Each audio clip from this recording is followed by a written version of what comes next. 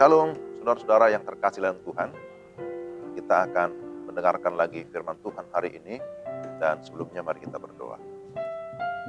Tuhan, kami mau mendengarkan firman-Mu. Kami mohon tuntunan dari Allah Roh Kudus, sehingga kami dapat memahami firman-Mu dengan baik. Dalam nama Tuhan Yesus, kami sudah berdoa. Amin. Mari kita membaca firman Tuhan dari Roma pasal 8 ayat 37. Roma 8 ayat 37, demikian firman Tuhan.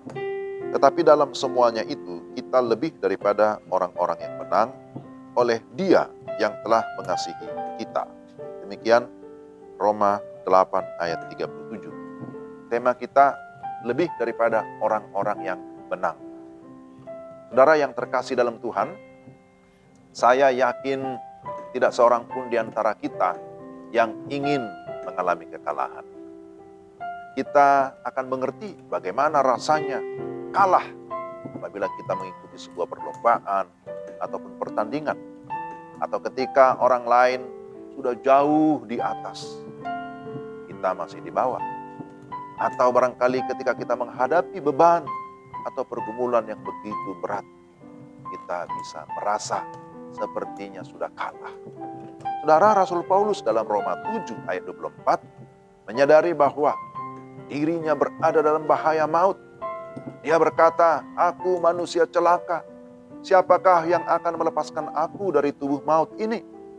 Paulus hendak menyatakan bahwa manusia berada di bawah kuasa maut. Tidak seorang pun yang bisa melepaskan diri dengan kekuatan atau usaha sendiri. Lalu kemudian ketika kita membaca pasal 8, kita menemukan di sana ada jawaban yang pasti. Demikianlah sekarang, tidak ada penghukuman bagi mereka yang ada dalam Kristus Yesus. Roh yang memberi hidup telah memerdekakan kamu dalam Kristus dari hukum dosa dan hukum maut. Apa saja yang merupakan karya Roh Kudus berdasarkan Roma pasal 8, sehingga kita disebut lebih daripada orang-orang yang menang. Mari kita perhatikan. Yang pertama, kehidupan baru secara rohani. Kalau kita baca Roma 8 ayat 1-11, bahwa dalam bagian itu ada perbandingan atau perbedaan antara kehidupan dalam daging dengan kehidupan dalam roh. Keinginan daging disebutkan adalah maut, tapi keinginan roh adalah hidup dan damai sejahtera. Roh yang telah membangkitkan Yesus dari antara orang mati akan menghidupkan juga tubuhmu yang fana ini oleh Rohnya yang diam di dalam kamu. Roh Kudus menghidupkan dan memimpin kehidupan orang percaya agar dapat menyenangkan Allah.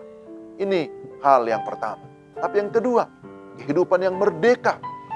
Dalam ayat 12-17, semua orang yang sudah dilahirkan kembali akan didiami oleh Roh Kudus. Ketika kita percaya dan menerima Kristus, maka kita diangkat menjadi anak-anak Allah. Puji Tuhan. Pengangkatan menjadi anak Allah membebaskan kita dari status sebagai budak, yaitu budak dosa. Sekarang kita merdeka dalam Kristus. Dalam ayat 15 dikatakan, sebab kamu tidak menerima roh perbudakan yang membuat kamu menjadi takut lagi, tetapi kamu telah menerima roh yang menjadikan kamu anak Allah.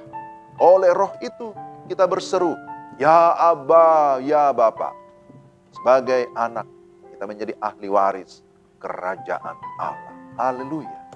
Dan yang ketiga, kehidupan yang penuh pengharapan. Kita bisa lihat dalam ayat 18-30.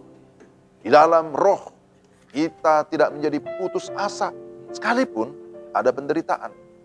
Maka Paulus berkata, "Sebab aku yakin bahwa penderitaan zaman sekarang ini tidak dapat dibandingkan dengan kemuliaan yang akan dinyatakan kepada kita." Baca ayat 18.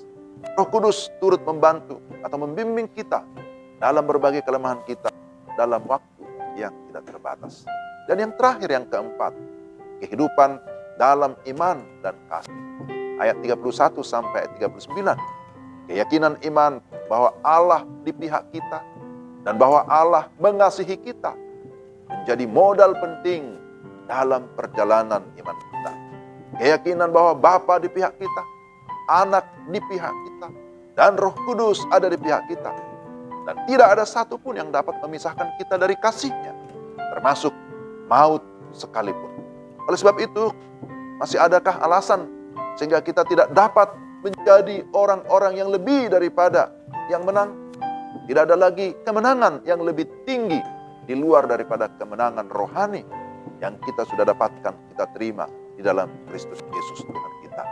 Oleh sebab itu, saudara-saudara, jangan pernah meragukan kasih dan kuasa-Nya. Tetapi berilah dirimu dipimpin oleh Roh-Nya yang kudus. Bertindaklah sebagai orang-orang yang benar.